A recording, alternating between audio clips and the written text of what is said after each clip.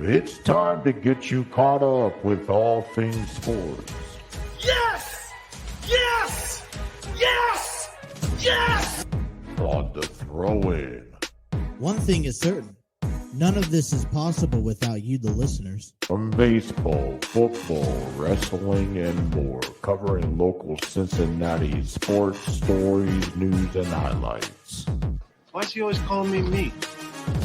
With your host, Justin Trento.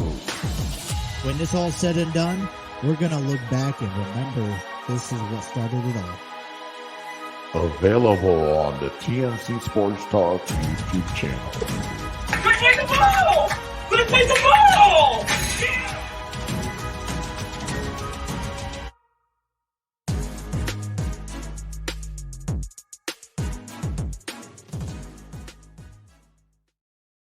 Alrighty, what is going on, everyone? Welcome back to another episode, the second week of the new year. Tonight it is Tuesday, January 24th, or January 9th, excuse me, 2024. And, listen, I've got to apologize. I'm aware that, last week didn't quite go as planned, if I am to be honest. The intentions was to come back at the beginning of the year, starting last Tuesday, which was the 2nd of January, and do a daily show, 2-hour program show like we normally do, late night though, 10 p.m. to midnight and so forth. Well, Tuesday, you know how that goes. We haven't done a podcast in quite some time. And therefore, we kind of just are getting back into the swing, into the mix of things on the first episode. So, like always, coming back January 2nd, I was not too pleased about the performance that I provided to you guys. Wednesday night did a lot better, but we kind of ran into a little bit of an obstacle. As I've explained, I got my new son. He's 3 months old. He's starting to get into that stage where he's kind of challenging you going to sleep. And, what was a normal, hey, put him down 7, 8 o'clock and he'll go to bed just like that. And, nice and easy is not so easy anymore.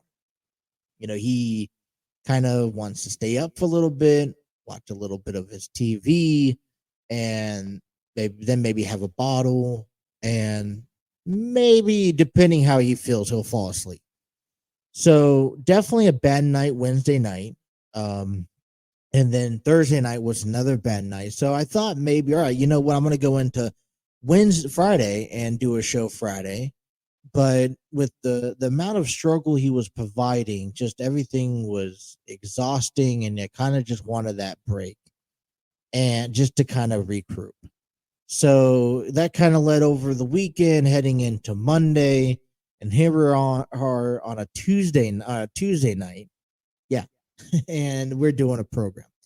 Well, the wife and I have had several conversations throughout the weekend about how this program was going to turn out and how we can possibly make this work. And I think right now it is fair to say that for me, the effort is when I'm doing this podcast, I'm all in. I'm invested. Therefore, it's like it's easy to get lost into it and take away from spending time with the family. And that's why I do it so late at night, because I got my kids sleeping. Everyone's kind of already winding down, going to bed themselves. And I kind of just get this time compared to throughout the day where I, am maybe watching, the 3-month-old child that, you may not be able to get a 2-hour, podcast completed with the amount of time he gives you. And the last thing I want to do is 3-month child, either on the show or, crying in the background. And then it allows me in the afternoon. Well, I could always step aside and do a 2 hour quick podcast, like 6 to 8. And I think that works great, but it takes me away from family obligations.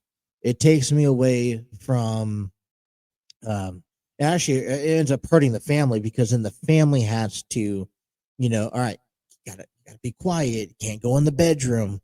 He's doing a live video. So this is why 10 p.m.s and mid to midnights work well. And I guess I'll kind of just throw it out there that this is all I know. I mean, I only know right now, and I'm comfortable in doing 2 hour sessions, kind of a podcast where there's breaks in between on the live session. It matches up to the breaks that I put up on the audio platforms, and all the above. And so for me, this is just kind of what I'm used to and what I'm familiar with. And trying to change that right now, I just don't know how that would work.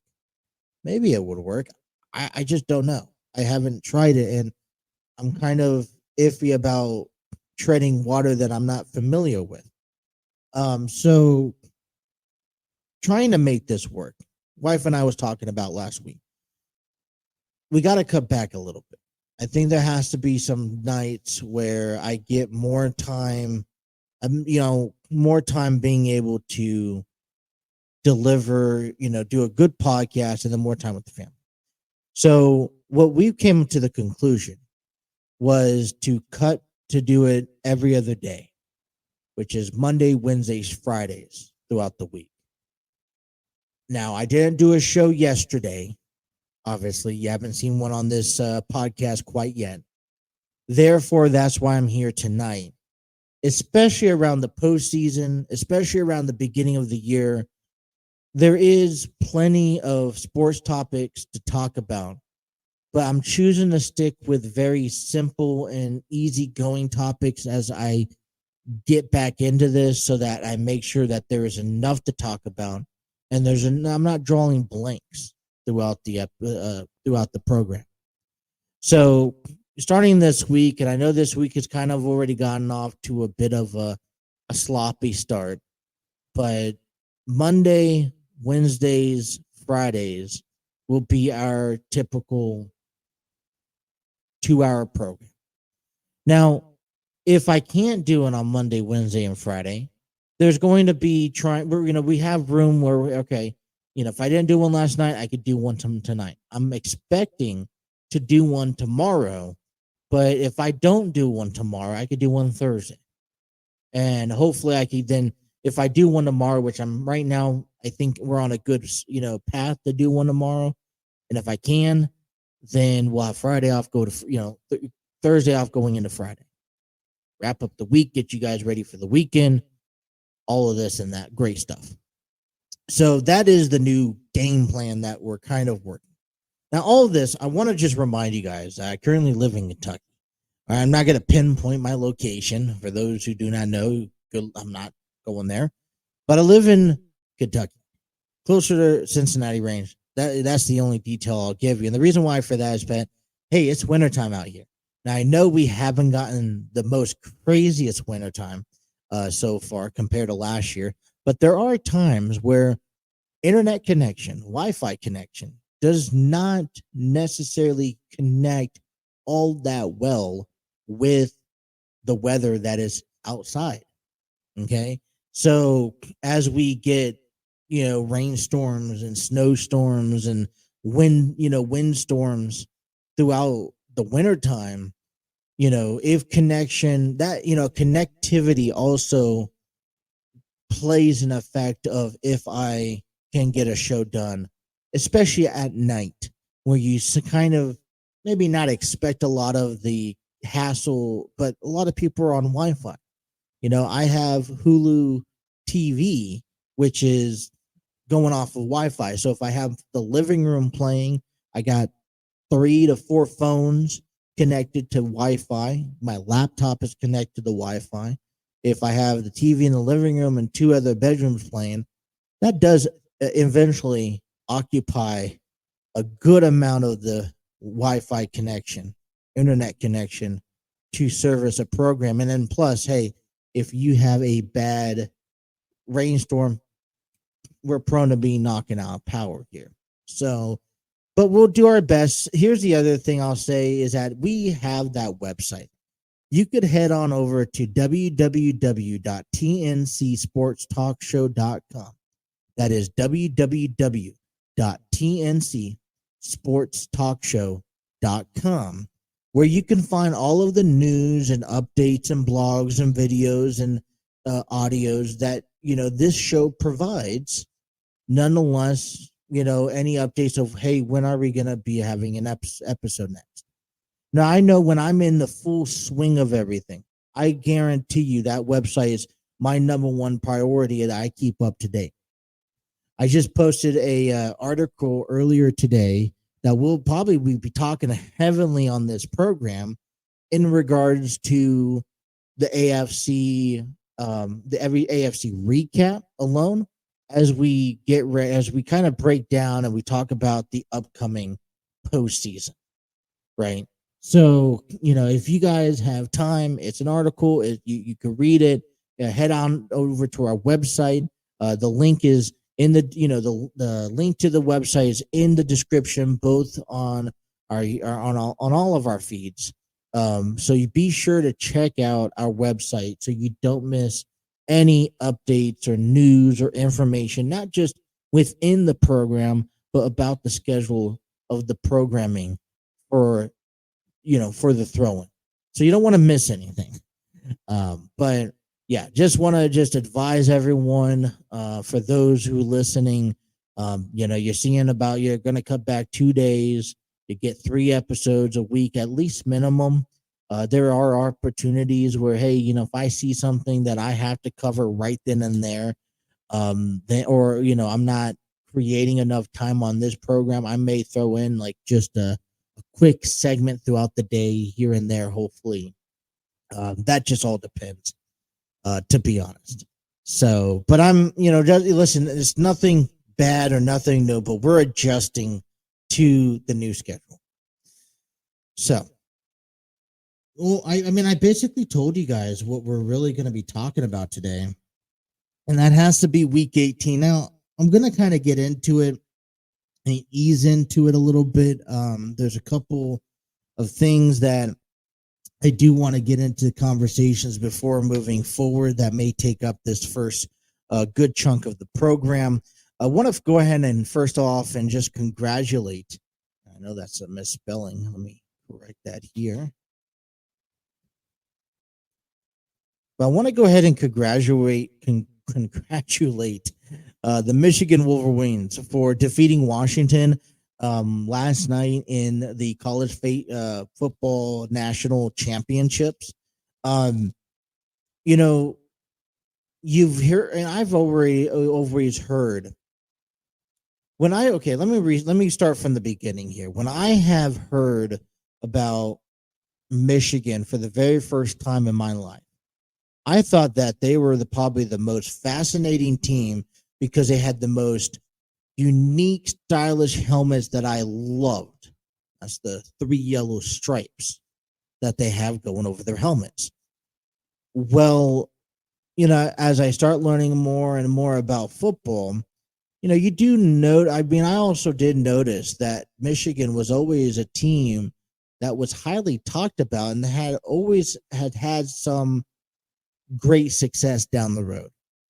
And over the past several years, under head coach Jim Harbaugh, who former head coach for the San Francisco 49ers for the longest time, he then led the Niners to a Super Bowl, which they lost to Baltimore, to his brother Jim Harbaugh, John, excuse me. And he decides to go down to Michigan, and Michigan has had some pretty nice success over the past several years. But the one thing they did not have is a national championship. After defeating Nick Saban and Alabama in a great football semifinals football game last week, they finally got that national championship as they deserved last night. And so a big shout out, a big congratulations to Michigan and their success this season. It's well deserved. But the biggest question and the biggest story coming out of Michigan right now is possibly the future for Jim Harbaugh. Does he choose to go back and head coach a NFL team and go after that Super Bowl that I think he probably also deserves, in my opinion? Or does he stay in NCAA football, college football, and stick with Michigan, which I don't see him going to a different college football team in order to, and create kind of a dynasty in Michigan. Those are my two thoughts. There's plenty of teams in the NFL for him to create a winning championship team. I think a couple weeks ago was hearing people talk about it, and we talk about the head coaches that are available this year. You look at Bill Belichick, if he considers to continue coaching.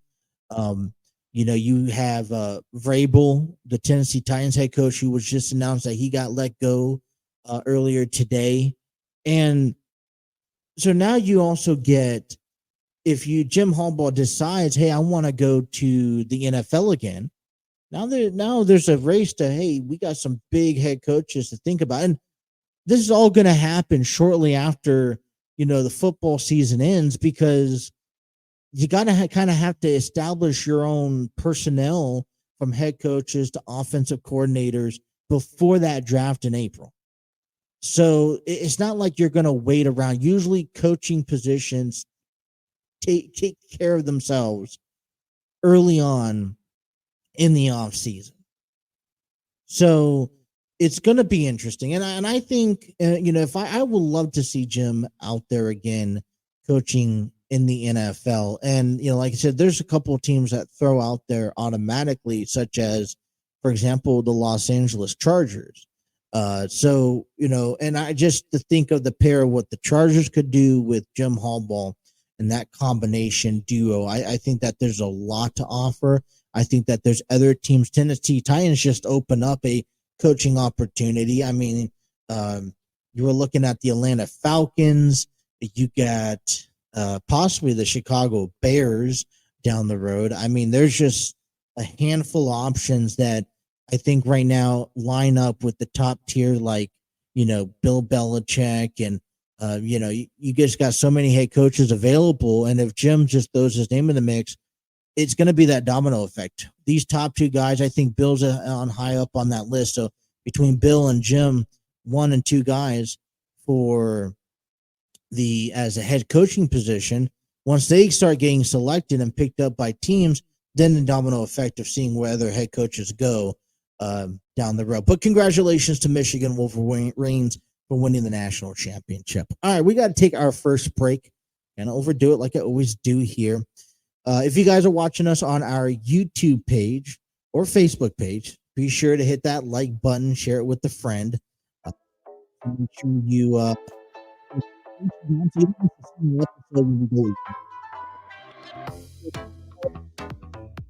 no, I'm very active on Facebook and Twitter while we are doing these programs. I got to emphasize that because that's what it is. So check us out at tncsportstalk.com at TNC Sports Talk for our Facebook and Twitter page.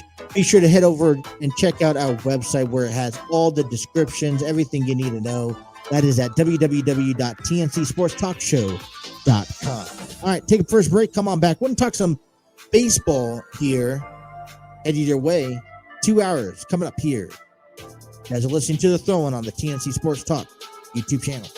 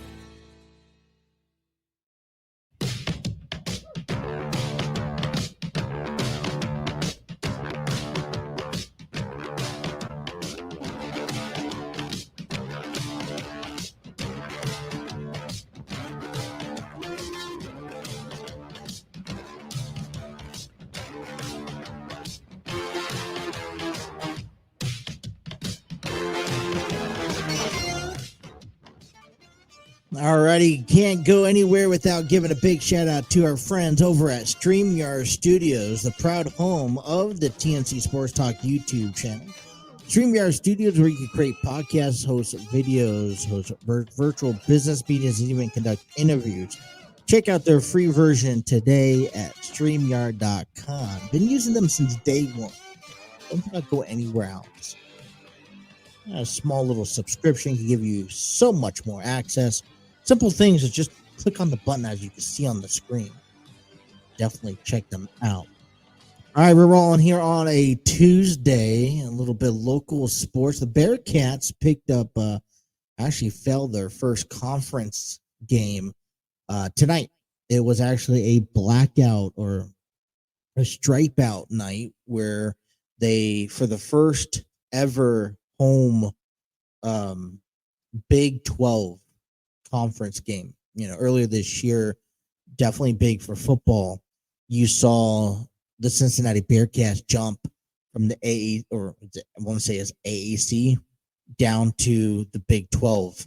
And boy, didn't the Bearcats in football struggle just a bit. I almost anticipated them to struggle because it's a new division.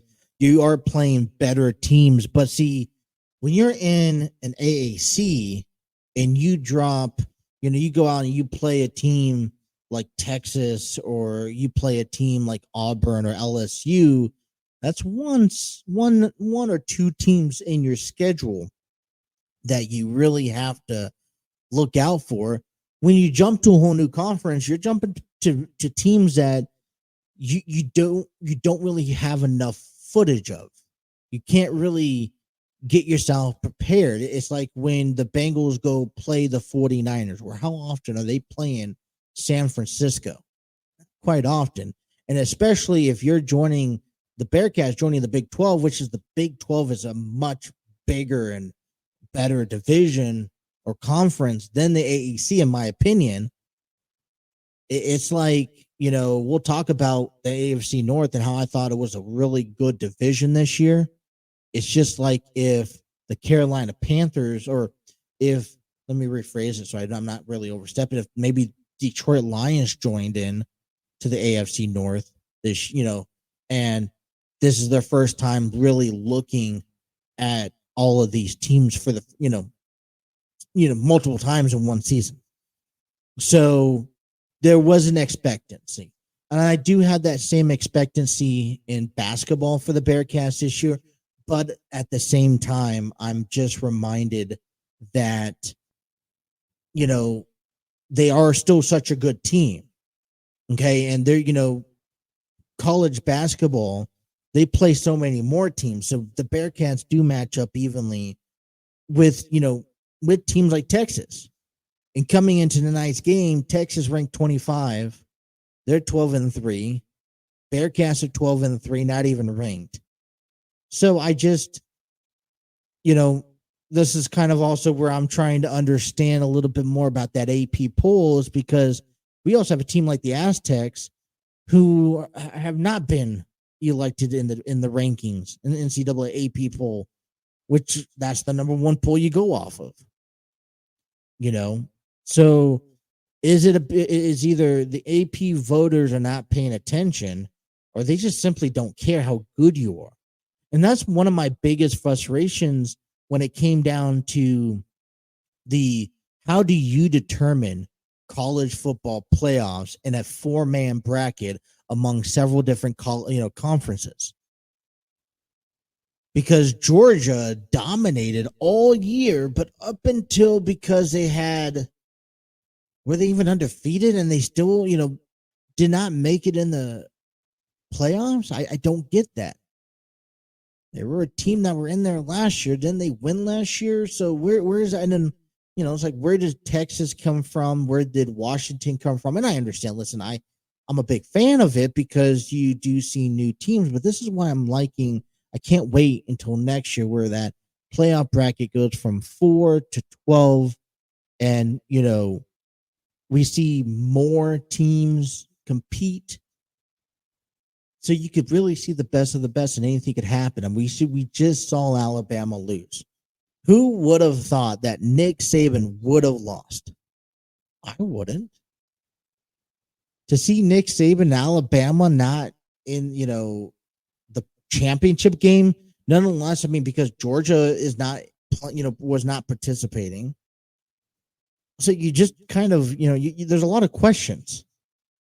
Thank goodness for the 64-man NCAA tournament bracket. But it does not help Cincinnati Bearcats. Now, Bearcats are 1-1. They began conference play last week or over the weekend. They won their first game. Their next game is in a week from today at home. Again, they beat, or actually, the next game is this Saturday, January 13th, 8 p.m. on the road against number 14 Baylor. And then the next home game is a week from today, taking on TCU. So a little bit of both for everybody in the upcoming schedule. So I wanted to kind of touch base a little bit with the little bit of baseball conversation. And I know we're still in the off season, but whenever we talk about the new year, right, the next year finally rolls into play. You really you start counting down the days, because we're less than 6 weeks before pitchers and catchers report. A week after that, players report, and then a week after that, spring training games play. And if you're a team that was in the hunt last year, if you're a team that's looking to get better, it starts when pitchers and catchers report. That's where it starts. It starts in the off season of the new year. What have we done to get better? I would talk highly about last year's season because the Reds came a long way.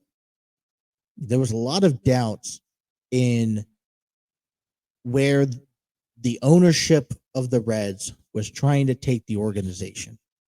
And I was one who was really flustered to see everything unravel a couple years ago, post-pandemic, and the comments that were made. And we're just like, we're never going to get out of this rut. When you think you're bringing a team up, you tear them back down. Well, it was, and you got to give a lot of credit to the players on the field, the guys who are fighting for the starting positions, those guys who Nick Kroll and the Castellinis invested into young talent, because it was them who kept the spirit alive, who rejuvenated the Cincinnati Reds fan base. And they started off by reclaiming the fans, and we could talk all over about that.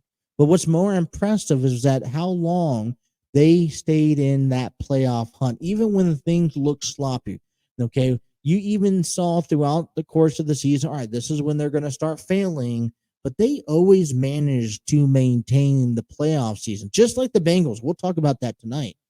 But with that being said, and they come up so short, there was a couple of points throughout the season where we I was scratching my head. I was like, what are you guys doing? Was the trade deadline back in July, and then was the September call-ups where you could claim players off the roster. Now, Cincinnati did claim, what was it, Harrison Bader and Hunter Renfroe for a month. And then the Reds claimed, but the Reds didn't do nothing at the trade deadline. And one of our biggest flaws last season is what we needed to address this offseason. And I think we did quite well maybe addressing it. First of all, it was a very tough decision to depart with Joey Votto. Now, if you ask me, and I've heard this around social media, I haven't gotten a chance to really spill out my feelings about this. When you have a long-time player, as in Joey, who started his career off in Cincinnati and probably will love to finish off his career with Cincinnati, and I almost expected, I I kind of almost wished that he did decide to retire this past season, because to see him on a different team is a bit hard. That's going to be definitely a tough pill to swallow. And he finally has been able to come back and have a decent enough season compared to previous seasons that were, piled up of injuries and lack of performances. To have a decent season where you could finally actually play, you were able to, I would say, end on your terms because you played all the way up to 162 games. You would think that that's your cue to leave, because there's no promises of tomorrow. He could go out there and tear his knee and say, all right, that's it. I wouldn't want him to end his career that way. And I wouldn't want him to end his career on a different ball club. Now, my only suggestion was, and would have been and still is today, is that we sign Votto to a minor league deal. And some point throughout the, unless we have to mandatory bring him up because Tyler Stevenson, Luke, I don't know about Luke, but Luke Molly, Spencer Steer, Christian Encarnacio Strand, Jameer Candelario, they all get hurt, and we need a first baseman. I would keep him on in the minor leagues. He can help work with a lot of these younger guys that are coming up through the system that we can surely use at some point down the road. And it's not just criteria, business as normal at first base. He can help them train and develop a lot of these guys. He's a locker room leader. And then unless we we desperately need him up in the majors throughout the course of the year, but then bring him up during the call-ups and let him play the final month of the season as a farewell walk-off and say, this is what we can do for you. I do know this through experiences of talking about this before, because this isn't just a professional wrestling thing. There's that conversation in professional wrestling where you see players even today continue to, athletes today, they continue to find a way to stay in the game. One of the, I want to say, I don't know the guy at the top of my head, but there's guys when they're done playing baseball in the major leagues, which is considered, I would consider the top notch program. When they're done playing baseball in major league, in the major leagues, they would, if then they can't find a minor league deal, they go to these independent baseball companies. We have the Florence Yalls down the street, and so you can play there. Or a lot of players will head to Japan or Korea and be picked up on a team out there, just because they want to keep playing as long as possible. And we could very well see that as with Joey Votto.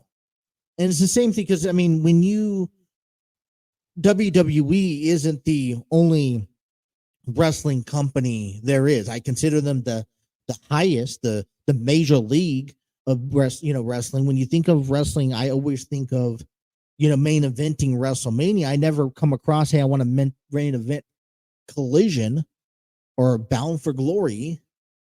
Oh, those are good stepping stones. But when you're done with when the WWE is done with you, a lot of times you'd go find wrestling work elsewhere. There's athletes, and sometimes they're done with you with age. Sometimes you go to New Japan, you go to AEW, you go to Impact Wrestling. We see that with Sting. Well, Sting, Ric Flair. We have Paul Wright. We got the Hardy Boys. And it's just, we've seen, and even like in NWA, and you got like Trevor Murdoch, you got the Rock and Roll Express, who probably should retire, and I don't know if and when they will. All due respect to NWF's Hall of Famer Chris Harris, former WWE talent, former TNA Impact talent, and he still is competing in the ring today. Sometimes when you make your career a sport, you just can find a way to continue doing it until you just absolutely can't do it no more. So I understand where Joey Votto is coming from. I understand that he wants to play again.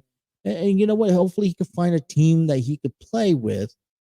I just hope that we don't see him drag it out too long if he doesn't find a team with. And like I said, I hope maybe even Cincinnati can find a way to come back, maybe offer him a minor league deal. It would be nice to see him one more time in September. And you could probably get some really good money out of those tickets in September, especially if the Reds are back in the postseason. So we're going to kind of finish wrapping up the Reds conversation after our break. I kind of want to address a little bit more. Have the Reds really done enough this offseason? What can we expect heading into this preseason?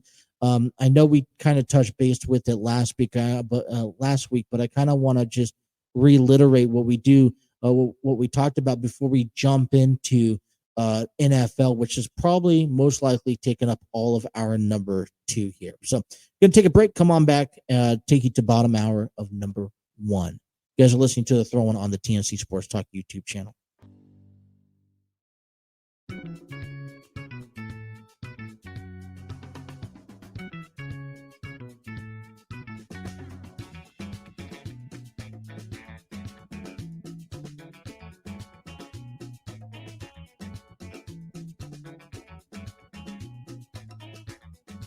Before we continue with our program, bottom half of hour number 1, I just want to go out there and say,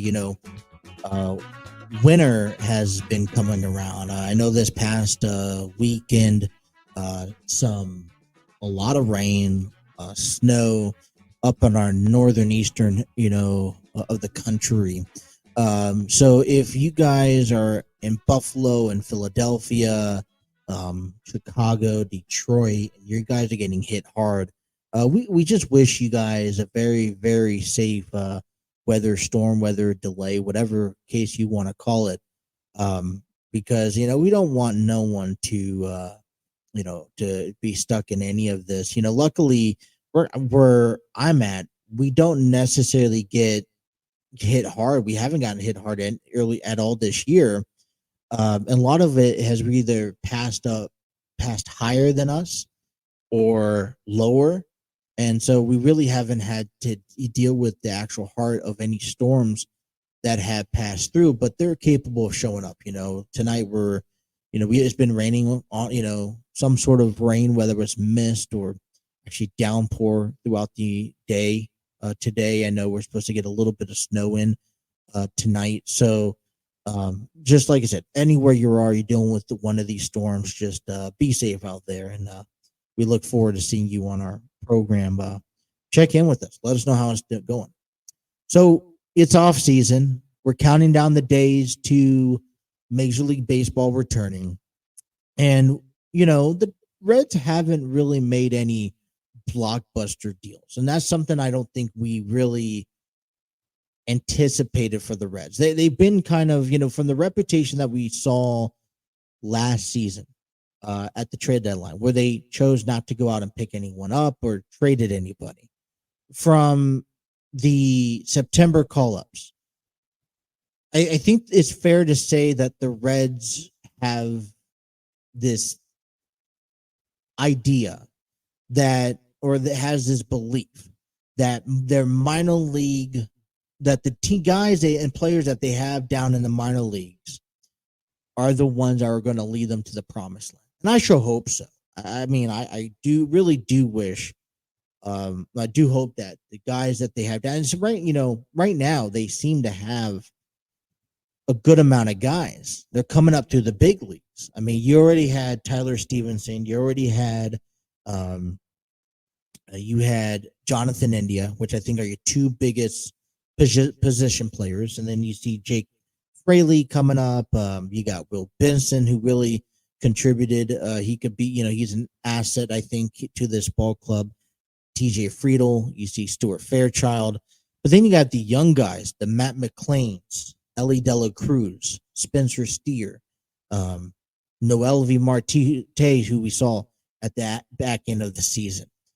And the only thing that they lack is 2 things. One, has to be just pure experience. They're not in that ball, they're not in every ball game, for the last 3 years to say that they know enough. Now, I expect more out of Tyler Stevenson and Jonathan India this year, but for Ellie De La Cruz, he's still learning. I remember back in San Diego, Fernando Tatis Jr. Not all ball players are probably the sharpest tools in the shed. You need, this is where this is the second year that a lot of those guys are getting those call ups and saying, all right, you know what, you worked last year. You brought you up, you gave you a chance, you benefited from last year. But now it's time to start from the beginning, get those 150, 200 at bats during spring training. Let's get healthy and let's actually get things going from the start of April. Especially last season, it wasn't the worst that we've seen, but definitely was not the best. So this is how, but this is how I'm looking at it.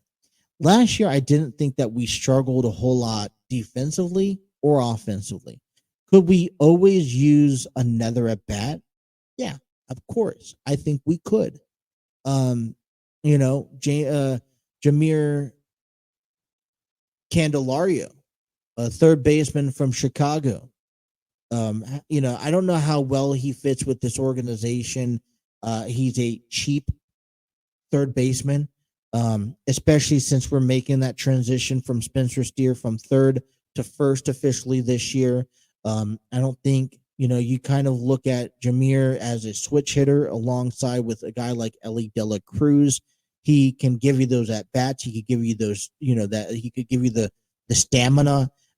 Probably splitting a lot of it with maybe guys like Matt McClain or even Jonathan India, and you could also put Christian Encarnacion Strand out there so that you have some room to move. He's also could be a potential designated hitter. So there are some room. He could also play first base and then outfield. I mean, I just think we're really stacked in the outfield. And I know that there's been conversations. All right, well, Matt McClain, he's a utility guy. I mean, if Matt McClain is such a utility guy, do you prefer him coming off the bench than you do maybe playing center field majority of the time? If you think of, Stuart Fairchild, Fairchild has a little bit more speed than McClain. Bring him up, let him play center field every day, put him down at the bottom of that lineup a little bit, unless he earns his way to the top. He's a guy who could probably get on base for you and then steal a couple bags throughout the season. If that's the case, then he definitely works around in that 7, 8, 9 spot of that lineup. Then you put out a right fielder. You got TJ Friedel, Will Benson, a couple of people that you could kind of go off of. But then, with Matt McClain in that, conversation, I mean, I think that there's just a lot of options. So I'm not necessarily worried about Cincinnati Reds, their offense or defense. Like I said, could they pick up an at bat? Of course. But now you're just cutting in where you're taking away from what you already have, which is defeating the purpose of the little quote unquote game plan that you have put in set. And I mentioned this last week. I'm pretty confident I mentioned this last week. But the biggest issue that the Reds had last season, and it seems like it's going to be every year, it's starting pitching and bullpen. And it's a combination. It's not one or the other because it's, they both work off of each other. We saw Hunter Green get that contract extension. I thought that was great because I thought that was a sign of maybe they'll give out a contract extension to Tyler Stevenson or to Jonathan India, which is now starting to become a bit questionable about his future with the Red Legs. But, right now there's only 3 guys that you could guarantee. Hunter Green, Nick Lodolo, Graham Ashcraft. You got Frankie Montez, Nick Martinez in there. Nothing special to talk about. They're not aces. They're going to be in the mix of your 3, 4, 5 guys in that rotation. The one, and this is all throughout the course of the year in hope that we see Andrew Abbott and Brandon Williamson and even a Connor Phillips work their way to the big leagues at some point, right? That's we still want to continue to see the progress. The only thing is, the hope is to let them start off in the minor leagues and then work their way up. Same thing with the bullpen. The bullpen was probably hit pretty hard with injuries last season. And I think it's over, everyone's coming back from Tommy John surgery, it seems like. So hopefully there's a better health this year than we'd see last year because, but a lot of those fingers, you can't help but point back to the starting rotation. This isn't, if you were throwing Andrew Abbott out there or Brandon Williamson, I'd understand that they only go 3, maybe 4 innings at best. This is the starting 5 that the Reds anticipate throwing out there, call them opening day, and the 5 guys I just mentioned. They've all have years of experience under their belt, especially when you talk about these 3 guys in Graham Ashcraft, Nick Lodolu, Hunter Green. So what is the expectation? Last year was probably their first year where you can honestly say that, all right, first year of reigning the team by yourself and not too bad. But now this year is kind of like, all right, we need you to fall into your place in this rotation. And that is, we need a minimum. And I say minimum. Stop babying to the 5 innings. Minimum 6 innings at best. Okay. When you only give your starting pitchers 4, 5 innings an outing, and when they get into a jam where they don't last 4 or 5 innings, and it's not just one pitcher in the rotation, it's all 5 of them on a nightly basis, you put a lot of work on your bullpen. And I felt like there was a tremendous amount of work given to the bullpen. When your bullpen eats up more innings in a series than your starting pitcher, that's a problem. With that being said, I mean, you need to find a way, or you need to have a standard where these guys got to pitch 5, 6 innings. 5 to 6 innings a night to give your bullpen a setup situation in 7, 8, 9, or hey, let's just keep us alive throughout the day.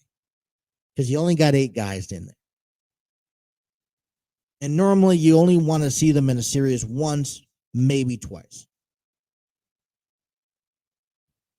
And look, I could tell you the clear difference right now that a winning ball club, a team that's going to go to the postseason every year, a team that is going to go to the World Series. You take a look at the Dodgers. You take a look at the Phillies. You take a look at the Astros. Okay?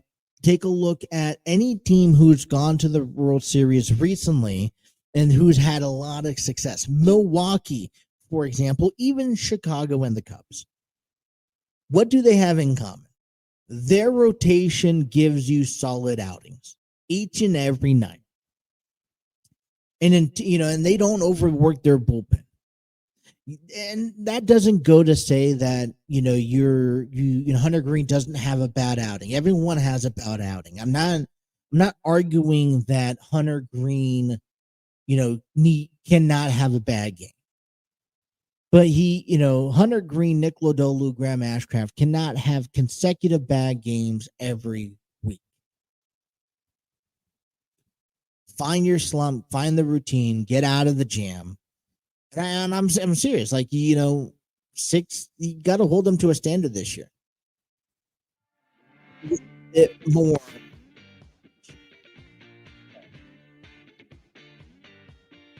They do, yeah, I think so. Amelia was a good addition. Hopefully, Lucas Sim, TJ Antone can all pitch in, and you brought back Buck Farmer. But it's going to be that bullpen. It's going to be that pitching that really will determine how well. If the Reds can perform the way they did last year, it's going to come down to how well did their bullpen and their starting pitching work. So I guess I'll talk about it. All right, coming up hour number 2, let's kick things off, talk about how well that AFC North did, making some history with the Cincinnati Bengals picking up a victory on Sunday. We'll talk about that. Hour number 2 begins next. As listening to The Throne on the TNC Sports Talk YouTube channel.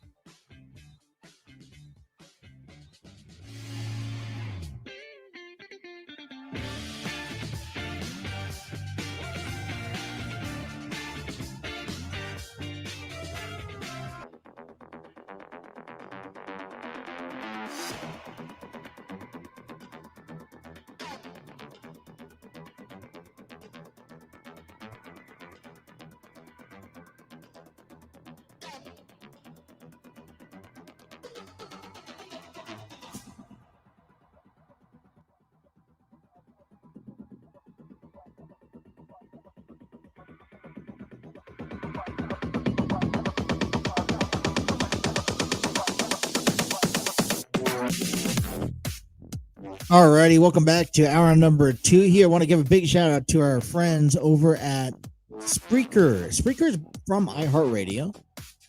It's not only a listening platform, but it's a distribution platform where podcasters, such as myself, can create an account and upload podcast episodes. All of our podcasts have been uploaded to Spreaker. And within that, we're allowed to set ads to be monetized and ad exchanges. You're able to see statistics and all this good stuff. And the sources of distributions that Spreaker provides are phenomenal. From Apple Podcasts, Google Podcasts. Hey, obviously they're paired with Spreaker, iHeartRadio, so you get 2 for 1 right then and there. You got Spotify. I believe that's all your major big platforms and all the tiny ones also. So if you are not listening through Spreaker from iHeartRadio, we're on there. Check us out, The Throw-In. But then also give them a chance. If you're a podcaster, you're looking to create content as podcasting, check out Spreaker.com for more information. I'd like to give those guys a good shout out. Hour number 2 here. And things kind of work just a little bit too good. Wouldn't you say here in hour number 1, talk just enough time of baseball? And we'll definitely, there's a lot more questions. I got a good topic to talk about tomorrow regarding the Reds.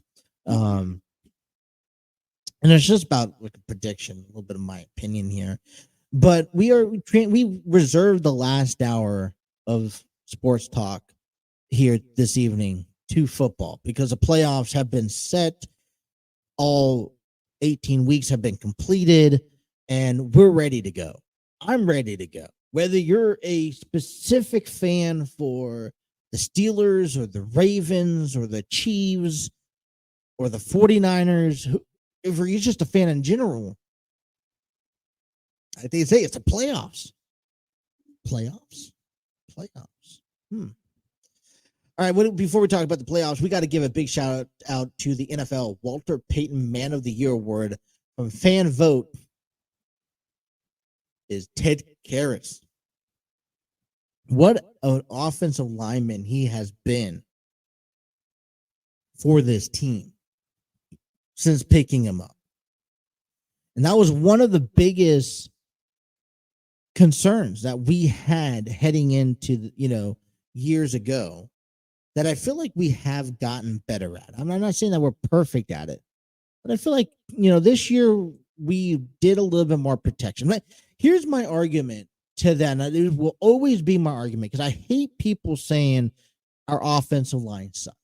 You know what? To a point, I will hold them accountable for not performing at their peak, capability. And I'm paying all these people some good money. What my argument will always defend the offensive line is that they only are there to block for 3, maybe 5 seconds at best. The play is designed to be kind of completed within the next 5 to 7 seconds. So in a sense, depending on what play you're running, if it's a run play, then it should be done. You should be only given 3 seconds, 3 to 5 seconds. If it's a pass play, I say anywhere between 4 to 7 seconds at best. Okay. And this is coming from someone who's played offensive line, okay, in high school. You got to get rid of the ball. Okay, you got to either get out of the pocket or get rid of the ball, because these guys are designed to make that U shape so you can step up in the pocket and jolt the ball. That's it. If you are anybody in the pocket for 10, 15, 20 seconds, okay, you do not get rid of that ball, do not blame your offensive line. I am sorry. I will testify that. I'll take that to my grave. I am sick and tired of it. When I watch some of these games, both Joe Burrow, Jake Browning, nothing against them, but you spend way too much time in the pocket because you're trying to find an open man, and then you get sacked or you get brought down or you have to throw the ball away, and guess who gets pointed fingers at? The offensive line, because they didn't block. Okay, they're in a crouch position. They don't get a chance to get like one of those, like if you're on a race, we kind of get that leading star. You're in a crouch position, and then you have to go from there to standing up. As a matter of fact, you take a step backwards to begin the play. It's just, I hear it all the time. And I think, the credit does not get given enough to these linemen. And they're just like referees. They only get pointed out failures, never success rates. All right. AFC. This division, I just put it up an article specifically about this division. You can read it at www.tncsportstalkshow.com. I encourage you guys to head there. But this division, one of the best divisions I think you've seen all season.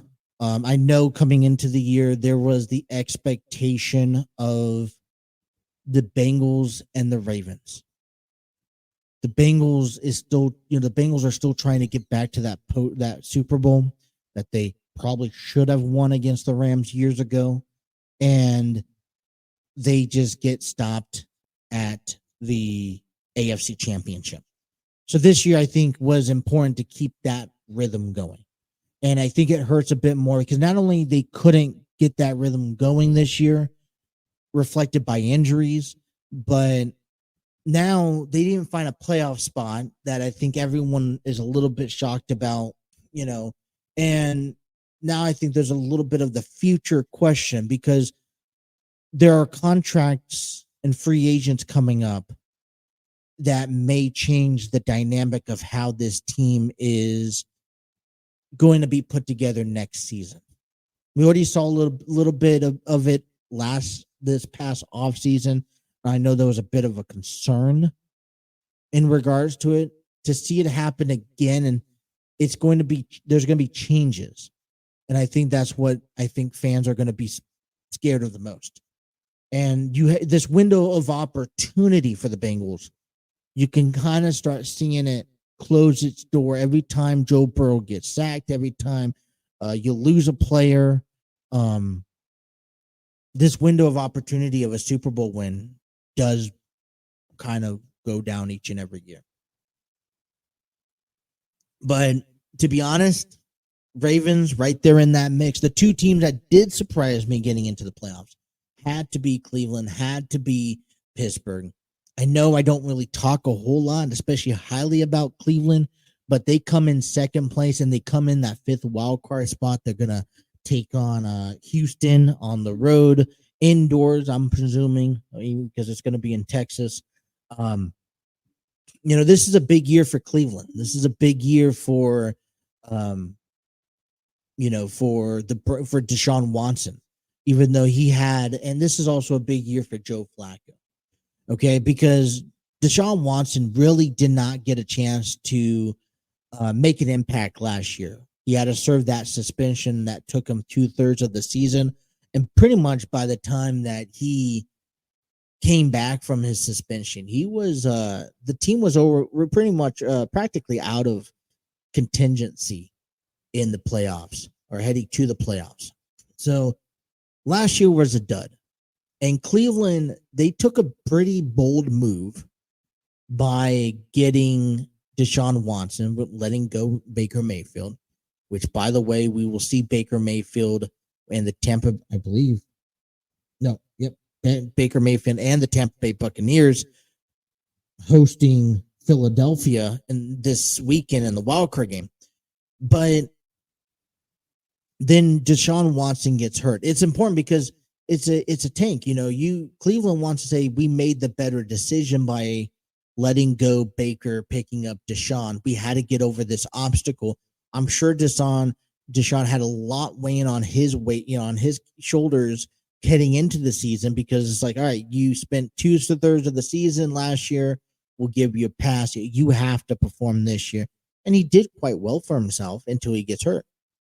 And then, maybe a little bit of a desperate move, signing Joe Flacco, and he looks like he never lost a step after leaving Baltimore years ago. So, and they're calling it its redemption tour. So I am very, very impressed to see how all the marbles for Cleveland has kind of fallen into place and given them a playoff spot. And they're facing Houston, and it's going to be a good matchup.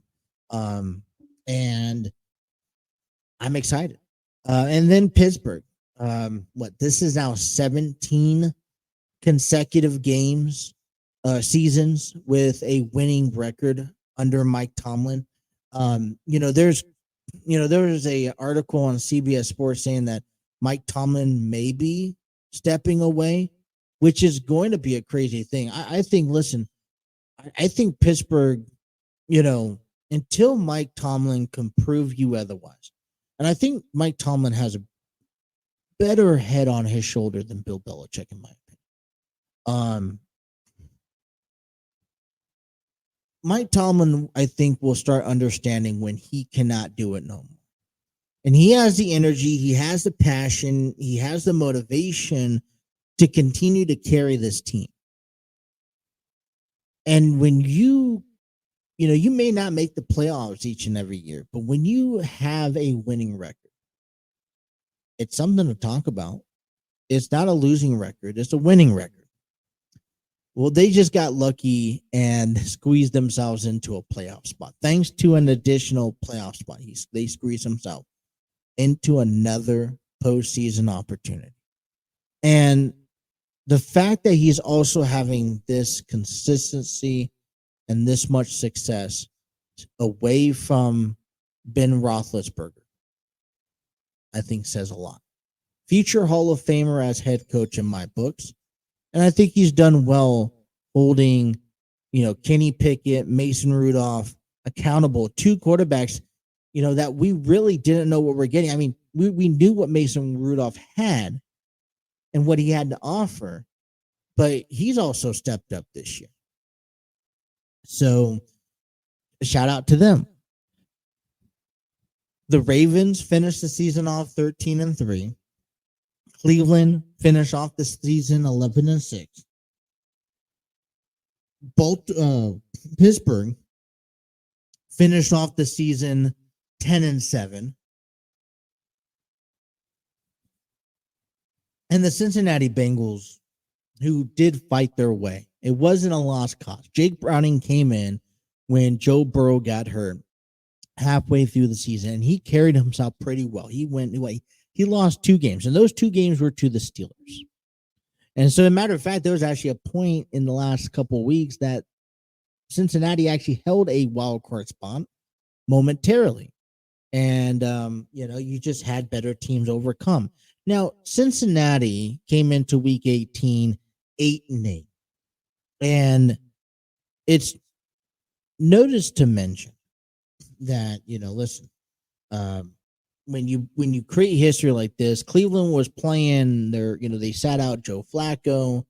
They were playing a lot of backups because they're getting ready for Houston this weekend. But it's still another thing for Cincinnati. You finish off the season strong. I think that's important, right? You finish off the season strong with the win. You finish off the season strong with the winning record. Although, you finish off the season avoiding a complete 6-game sweep in your division. So you go 1-5, which I'll take, even though I don't like it. You also, you come into the last game of the season wanting to, in front of your home crowd, and just take care of business. Hey, I found the solution to the Bengals' success. Have them face everybody's secondary team. They'll go 17-0.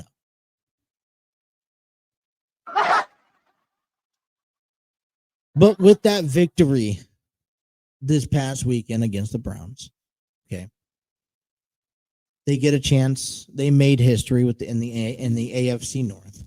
AFC North is the first division since the AFL-NFL merger in the 1970 to have every team finish above a 500. Now, that may not mean a lot to a lot of people, and that may not mean anything to Cincinnati fans. But to think that the 4 teams out of 17 games, that means they dominated the entire league. And that is something that shouldn't go unheard of, shouldn't go unnoticed, untalked about. That means Baltimore, Pittsburgh, Cleveland, and Cincinnati outside their division, because obviously you look at the division for the Bengals 1-5, doesn't say much, but that means they faced the AFC South and they conquered them. That means they had to beat tough matchups like the 49ers and the Rams, who are in the postseason this year, by the way. So, you talk about beating Houston and beating Indianapolis and beating Jacksonville, those 3 teams that were competing up into this past weekend, it went down to the wire. Jacksonville loses. Houston beats Indianapolis, knocking them out of the playoff picture. Jacksonville loses, knocking them out of the playoff picture. A lot of fun stuff going on. And so you look at where Cincinnati and all these, these other 3 teams gone. And yeah, you could sit there and get upset because you did not win the division. You did not make it to the wild card, but realistically, you finish off the season strong with the winning record, and you've had a lot of success against the league. And if that tells you anything, under the conditions of injuries and your quarterback sitting out half the season because of a season-ending injury, and your backup quarterback held its own, and you guys fought. It meant that you guys fought every last game, and just because you could have gave up hope, but you didn't. So if you're taking anything away from all this, you got to hold your head up high, in my opinion. Let's take a break. Let's talk about the AFC NFC brackets, as it's playoff time this weekend in Super Wildcard Weekend. You guys are listening to the Throw-In on the TNC Sports Talk YouTube channel.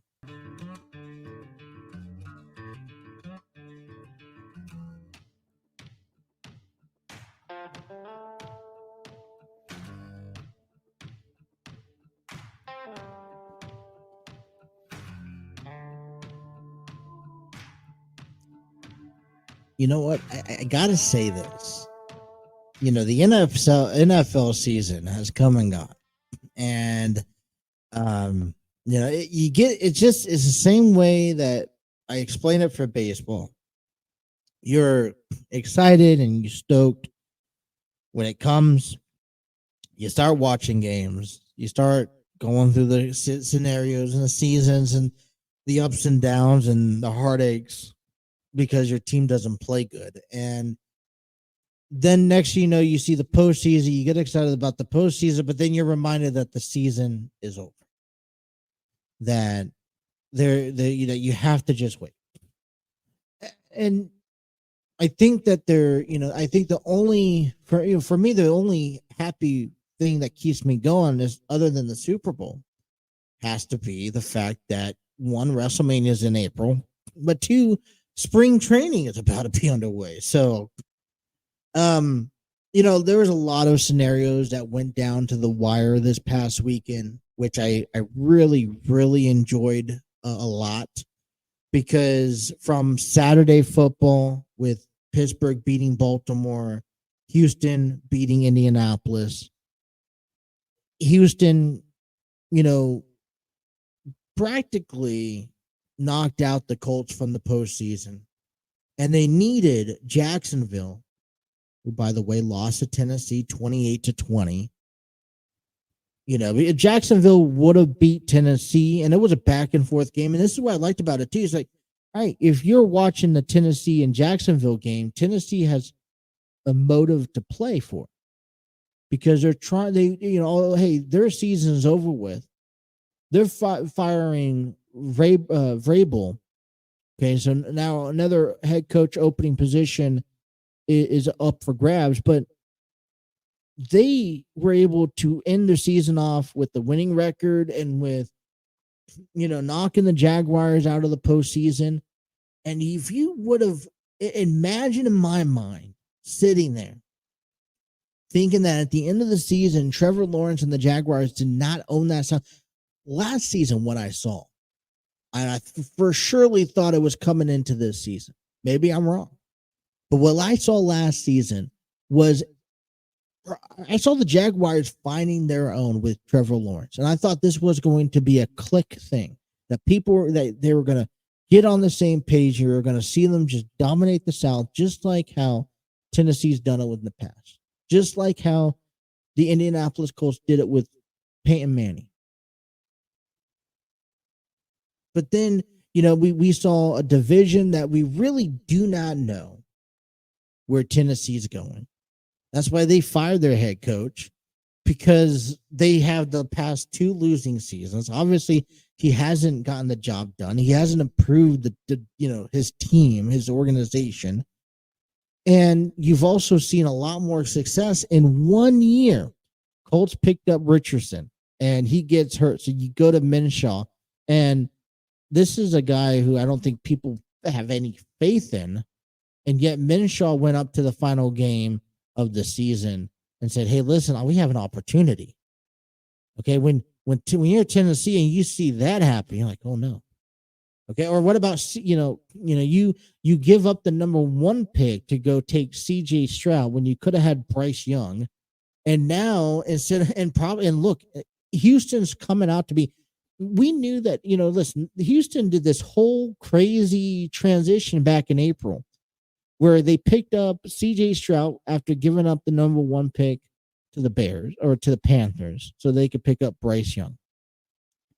Then they turned back around and picked up the defensive player. Okay. So you got 2 guys, and there was, a lot of people were, and I even agreed that a lot of people were claiming that, yeah, this is in the right direction, but they're still ways away. And look at that. They have clinched the AFC South. They play this weekend against the Browns. And you know what? They're not just a forgotten team. They're not just a team that, they're lucky to be in, or that, they're in, but don't hold your breath over them advancing. I don't care what record the Cleveland Browns or that 5th seed team holds.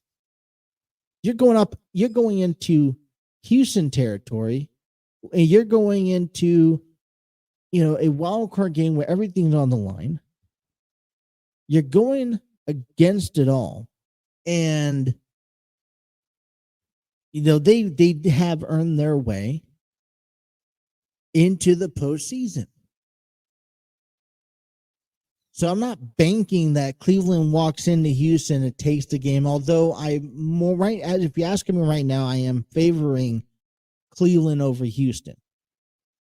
But what I'm saying is that, scenarios happen. They got a second life. They're going to make the most of it. Pittsburgh finds themselves in it because of that scenario. You take a look at the NFC. A lot of things had to be in place. Carolina had the opportunity to beat Tampa Bay, knock them out of the postseason, because New Orleans just took away Atlanta 48-17. And then Tampa Bay gets shut down. Now, let's remind you about Tampa Bay, Baker Mayfield. This was a guy who I honestly I didn't hold my breath for this season. All because he did not live up to his expectation last year. He did not live up to what he preached about. The reason why he got out of Cleveland, he went to Carolina, and within weeks later, he got released. In my books, though, he's redeemed himself. I'm very pleased in his performance. I'm very pleased to see him, finally finding a rhythm, finding a team where he will be appreciative. It definitely was not easy. You're not playing in an easy league. You got Derek Carr in New Orleans.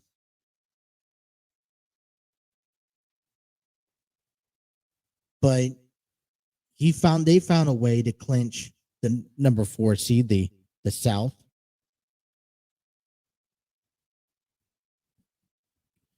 So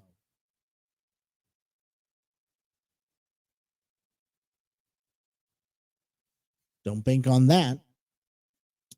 As we move down the line, you see some of these other games. Green Bay needed a win, and they won. Dallas beat Washington. Philadelphia, which we'll probably talk a little bit more later on this week. Philadelphia lost 27-10 against the Giants. They fall into the 5th seed wild card. They'll go to Tampa Bay. Dallas has that 2 seed. They'll host Green Bay. So this is how those standings, I think, have approached themselves. Let me just pop up the picture here.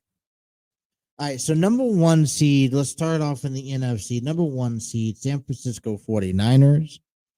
You followed by the Dallas Cowboys and the Detroit Lions. And trust me, listen, the 1, 2, 3 teams right here in the seeds, phenomenal, great performance. We saw a lot of potential last year coming out of Detroit, especially after they cost the Packers a playoff spot.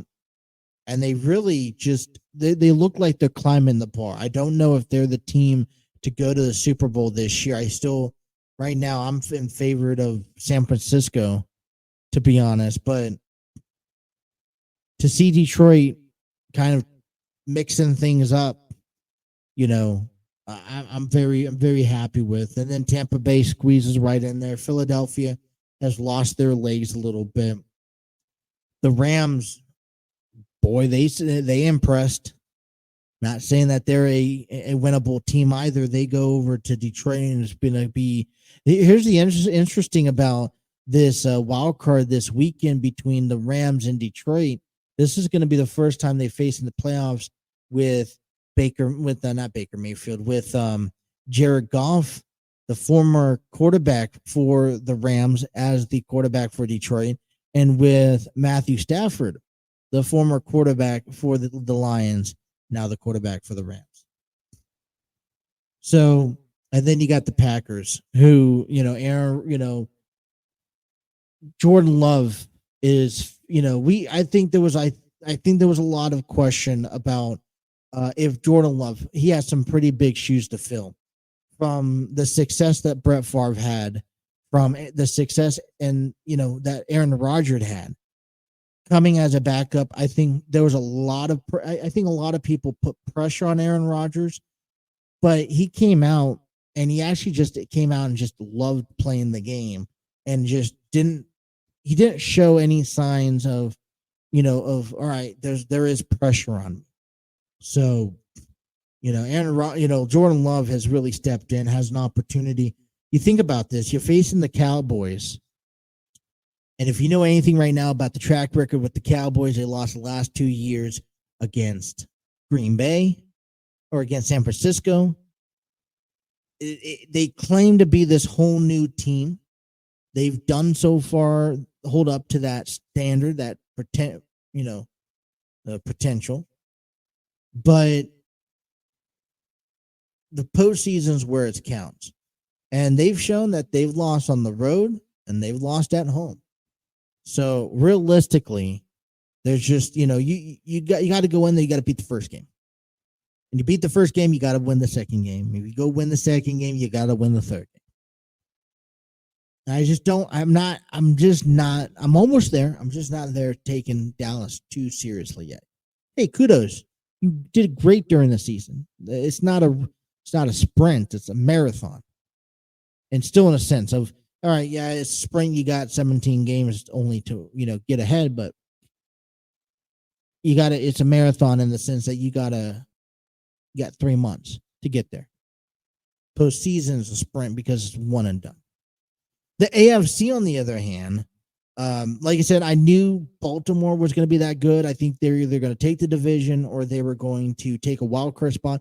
I didn't know there'd be the top team, not only in the AFC, but in the National Football League in general. Baltimore picks up a 13-3 record, number 1 seed, easy going in. And that says a lot coming from, a lot that was said about them last season. I felt that once they signed Lamar Jackson, all their troubles went away. You could say, Lamar Jackson, John Harbaugh, the owners of Baltimore could say whatever they want to say about the situation at the end of last year, how they went into Cincinnati and they just lost, they just fell off. But I think a lot of what happened last year was in retaliation of not having a contract negotiation completed. And the longer you let it sit, I thought it was going to be hurting the ball club. But Lamar, Baltimore, they finally come to an understanding, an agreement. With that, they were able to add players around Lamar that he would enjoy playing. And, this was a team, like I said, I knew they were going to be good. Just how good, I don't know.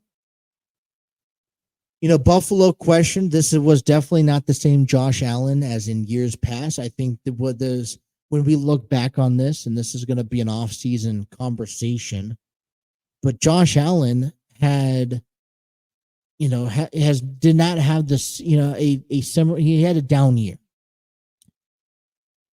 But they still found a way to make it into the postseason. They beat Miami 21-14 Sunday night. They dropped Miami down to the 6th seed of the AFC playoff bracket.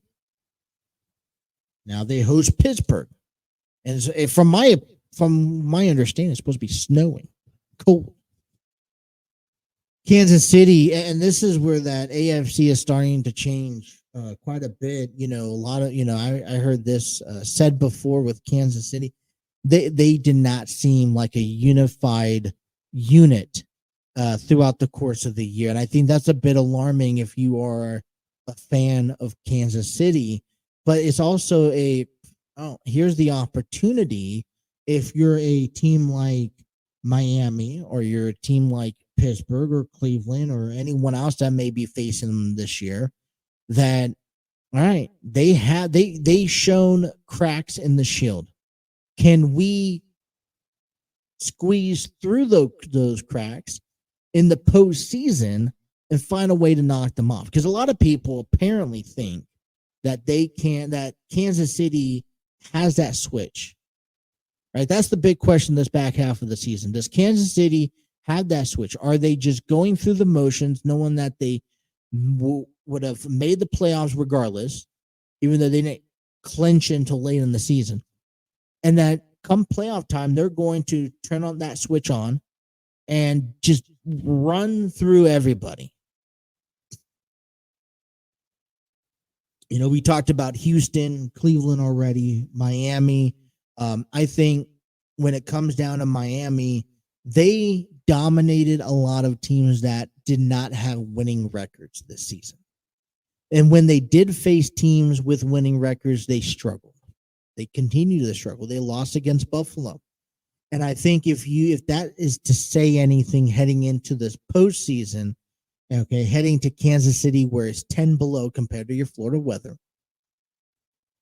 then I think this could be the end of the line for Miami this year. I mean, I think heading into the postseason this year was good enough alone considering that your starting quarterback was ruled out of concussions throughout the, on and off last year. And you guys, the organization itself was questioned about how they were operating business in Miami. Then you get Pittsburgh and the Steelers and Mike Tomlin. I think it's a win-win for them. Another winning season. If they go out and they win, great. If they could beat Buffalo, I think, Buffalo, Pittsburgh, even match up in the cold. It's going to all come down to the fear. I mean, it all comes down to fear of mistakes, right? I think that's good. But there you go. That is your AFC NFC playoff bracket. All the other teams are now trying to figure out what they're doing next year, and who knows? Let's kind of dive into that a little bit as we head to the bottom of this program. You guys are listening to The Throne on the TNC Sports Talk YouTube channel.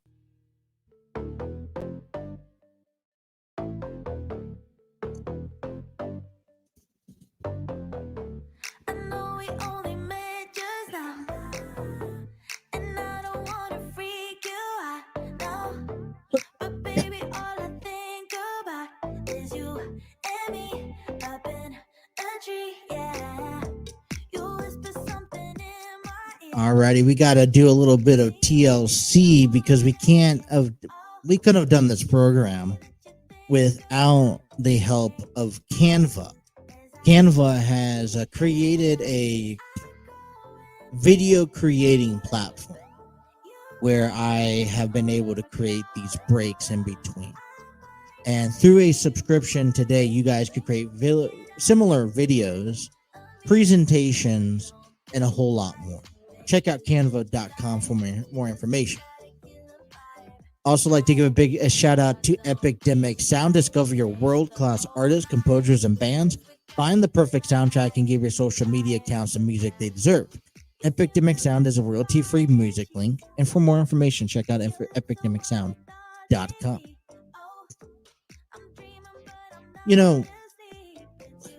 At the beginning of the episode, I kind of want to just reiterate. This is what happened at the beginning. We guys kind of talked about the update of moving forward with the program. And I explained to you, my son, between everything that's going on in the household throughout the week, doing the show in the living room again. I got, my kids 5 days a week. And all that stuff. I thought it would be better to do, the 5 days a week at night. But after talking with the wife, I have a 3-month son that apparently right now can't go to sleep without Elmo. So one of the things we did not want to do was to have him on Blippi or Miss Rachel. Quite often, we we kind of just have got so annoyed with those shows on YouTube, and it's nothing to those shows. Those are great shows, and they really do wonders teaching these toddlers and infants of all these things. But we're trying to come up with other ways to do it, and I'm more of a guy who takes things to the past. So if you are so I'm like, I grew up on Disney Junior. I grew up on, I was the type of guy that grew up on like The Bear in the Big Blue House and Roly Poly and what is that nighttime, on oh gosh, I can't remember it, but on those older shows. So got one day, the wife got Elias, which is my son's name. He got him into the Bluey, which I'm coming to open. At the beginning, I didn't like that show. And there's something that still doesn't sit right with me, but he is attractive to it. He's glued to it. And then I decided, hi, why don't we turn on Sesame Street and Elmo? And as soon as he saw Elmo, like every time, it's like his go-to shows that he can just, listen and watch. all day long, like absolutely all day long. You'd be surprised. He'll go from fussiness to nothing, and he knows when it's time to watch his shows. And those are the shows that we kind of have been getting him on. And a couple weeks ago, we picked up a little Elmo doll, and apparently right now we can't find it.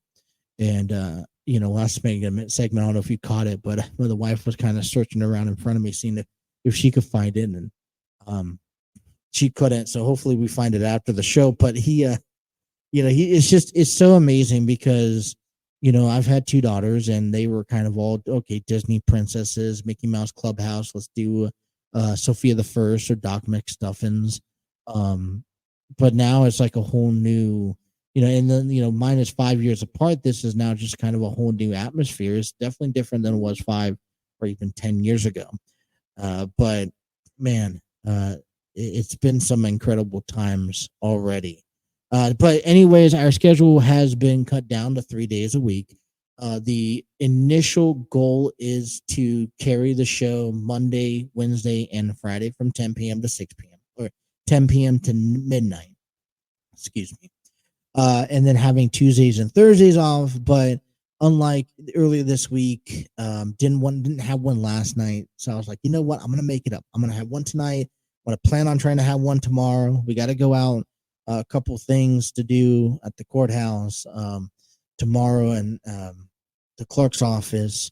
And so, I'm going to take care of business and, just take us throughout the day. Sometimes when you're up all day, and this is the trouble of doing a show late night, you up all day and you get tired. And I'm 28 years old, but I feel like an old fart, and I get tired at 6 o'clock in the morning. Or at 6, I get up at 6 o'clock in the morning, and I get tired about like 4 o'clock in the afternoon. And if I don't have my old man's nap, it's a hit or miss on these episodes. So that's our new dynamic. But hey, listen, as I mentioned to you guys, I've talked a lot about this throughout the time. You guys could always check out our website, www.tncsportstalkshow.com. That is www.tncsportstalkshow.com. You can find all the news, all the audios, all the videos, all the blogs, anything there. That's going to get updated. That gets updated quite often.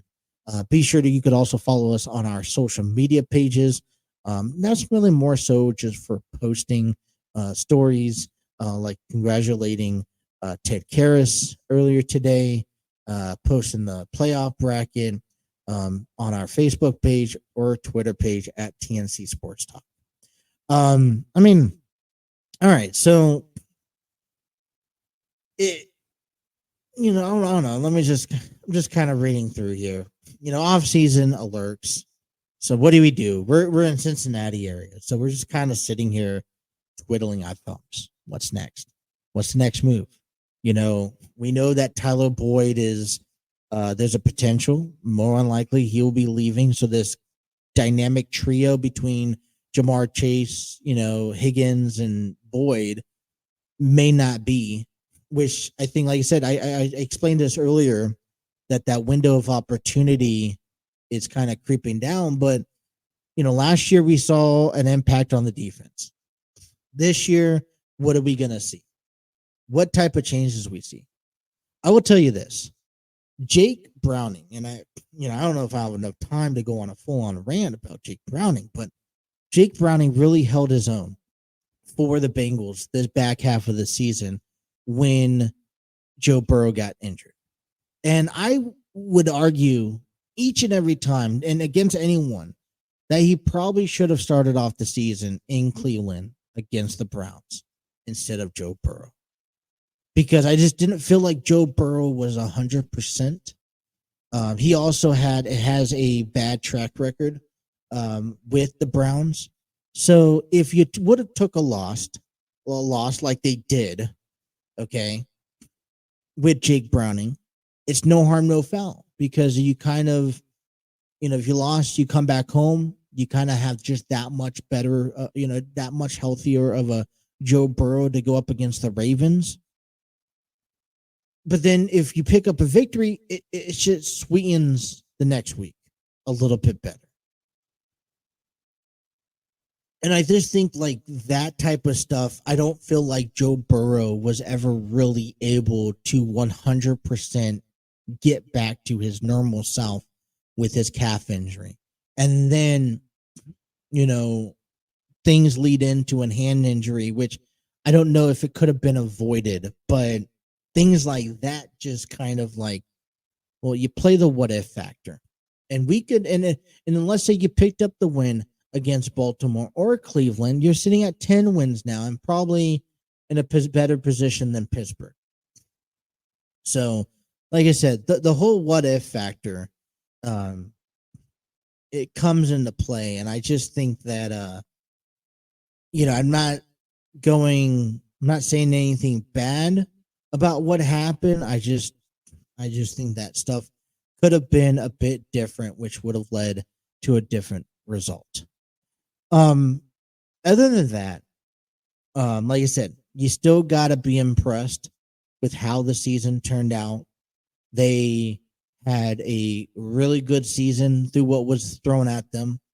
And, I don't know if you want to wish Baltimore, Cleveland, or Pittsburgh good luck in the postseason, but to see that your own division has that much success to where, although you have a positive track record this year, so does your opponents and they're in the postseason, then I just say that, listen, I'm proud of them and, bring it on next year. I just think it creates that much more of an intense rivalry for these teams. Like, hey, because Deshaun Watson's not going nowhere. I think the Steelers are sticking with Kenny Pickett and Mason Rudolph 1-2 punch combo, and you got Lamar Jackson that is now he's probably gonna be the guy to beat the next year, and the Ravens. So you have all of that in your backyard, and you got to face them 5-6 times. Off-season conversations that we're gonna start looking at. Obviously, there's going to be that quarterback scenario where it's going to be the race. If Bill Belichick leaves, finally parts ways with the Patriots, if Jim Harbaugh decides to come back to the NFL, what team is he going to go down? And then all these other Brian Flores and all these other coaches that become available now because, is Chicago going to move forward with their head coach? We saw Tennessee is, the Chargers looking like they need a head coach. So there's a lot of questions. Those are going to be answered early on. But then there's going to be those bigger questions that have to be answered too. I know that there was a big conversation about moving along from Broncos Russell Wilson, who was benched the last part of the season, and help to stay healthy. Does the Bears decide to move on from Justin Fields? Is that given enough time? And if so, is Justin Fields done? Where does he go? Probably one of the biggest quarterback predictions that I had faith in, that I don't know if he was just with the wrong team, but he just didn't work out. And I just don't know. I mean, is he the guy for Chicago? And if so, how can they turn that thing around very quickly?